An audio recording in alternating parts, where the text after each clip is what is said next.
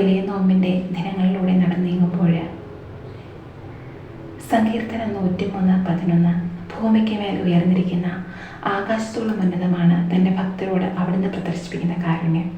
അതെ, അവിടുത്തെ കാരുണ്യത്തിൽ ആശ്രയിച്ചുകൊണ്ട് നോമ്പിൻ്റെ ചൈതന്യത്തിൽ ഓരോ നിമിഷവും മുന്നോട്ട് പോകുവാൻ, ദൈവഹിതം ഓരോ നിമിഷവും നിറവേറ്റുവാനുള്ള കൃപ നമുക്ക് യാചിക്കാം. ജോൺ പോൾ രണ്ടാമൻ മാർപ്പാപ്പ ഇപ്രകാരം നമ്മെ ഓർമ്മിപ്പിക്കുന്നു: മനുഷ്യ വ്യക്തിയുടെ മഹാത്മ്യത്തിൻ്റെ സംരക്ഷണവും വളർച്ചയും സൃഷ്ടാവ് നമ്മെ ഭരമേൽപ്പിച്ചിരിക്കുന്നു.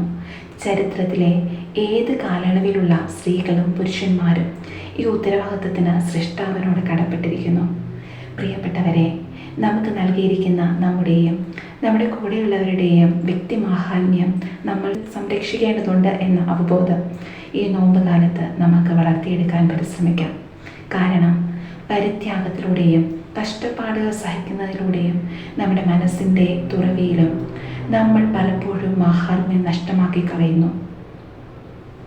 ദൈവത്തിൻ്റെ ആലയങ്ങളാണ് നമ്മളെന്ന നിലയിൽ ഈശോയുടെ തിരുഹൃദയത്തോട് ചേർന്ന് നമുക്ക് നൽകിയിരിക്കുന്ന എല്ലാ കാര്യങ്ങളെയും എപ്പോഴും ഊട്ടിയുറപ്പിക്കുവാനും വളർത്തുവാനുമുള്ള വിവേകം നമ്മൾ കാത്തു സൂക്ഷിക്കേണ്ടതാണ്.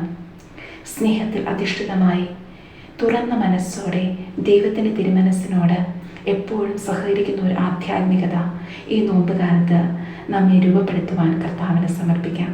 കർത്താവിനെ സ്നേഹിക്കുക എന്ന് പറഞ്ഞാൽ അവിടുത്തെ തിരുമനസ്സിനോട് സഹകരിക്കുക എന്നാണല്ലോ.